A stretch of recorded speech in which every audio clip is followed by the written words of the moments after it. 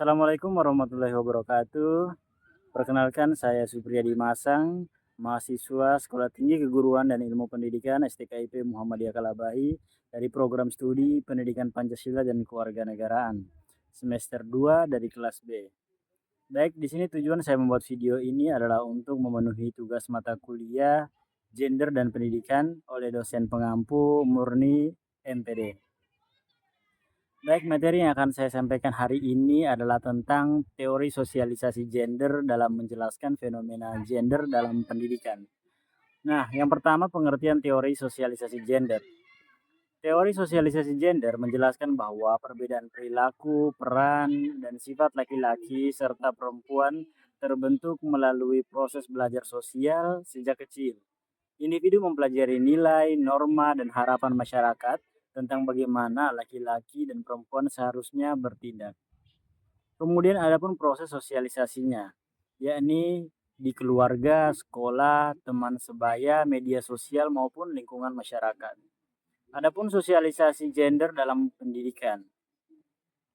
Nah, dalam dunia pendidikan, teori ini menjelaskan bahwa tidak hanya menjadi tempat belajar ilmu pengetahuan, tetapi juga tempat pembentukan peran gender.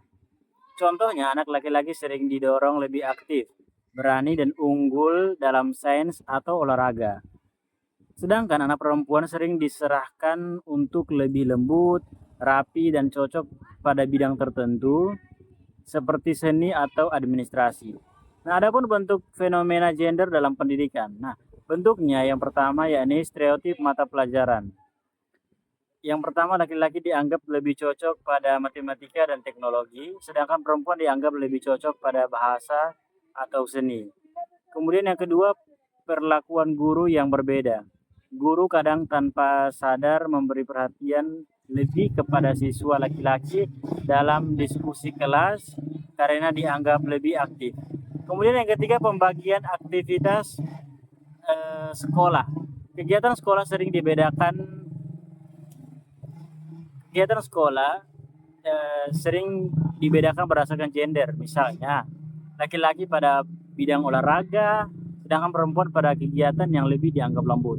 Nah, adapun pemilihan jurusan, banyak siswa memilih jurusan berdasarkan pandangan masyarakat tentang gender, bukan berdasarkan minat dan kemampuan pribadi. Kemudian dampak sosialisasi gender dalam pendidikan. Nah, dampaknya yang pertama dampak positif, yakni membantu individu memahami peran sosial di masyarakat dan membentuk identitas diri. Kemudian ada pun dampak negatifnya, yakni menimbulkan ketidakadilan gender, membatasi potensi siswa, dan memunculkan diskriminasi dan rendahnya rasa percaya diri pada bidang tertentu. Kemudian ada pun upaya untuk mengatasi ketimpangan gender dalam pendidikan.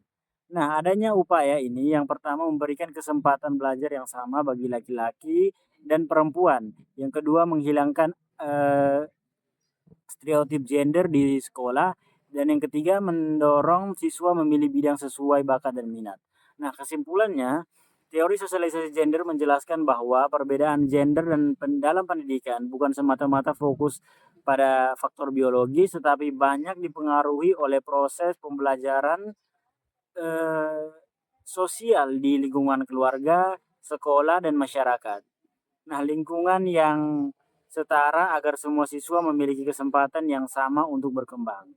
Nah, ini adalah materi saya tentang teori sosialisasi gender dalam menjelaskan fenomena gender dalam pendidikan.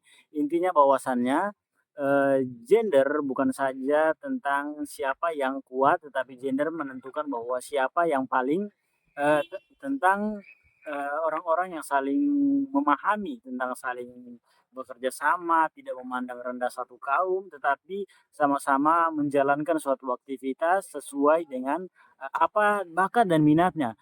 Bukan karena laki-laki bisa mengangkat sesuatu yang lebih berat, maka laki-laki diangkat sebagai seseorang yang kuat. Seperti itu. Baik, mungkin itu saja penjelasan singkat dari saya. Billahi fisabilillah, fastabiqul khairat, wassalamualaikum warahmatullahi wabarakatuh.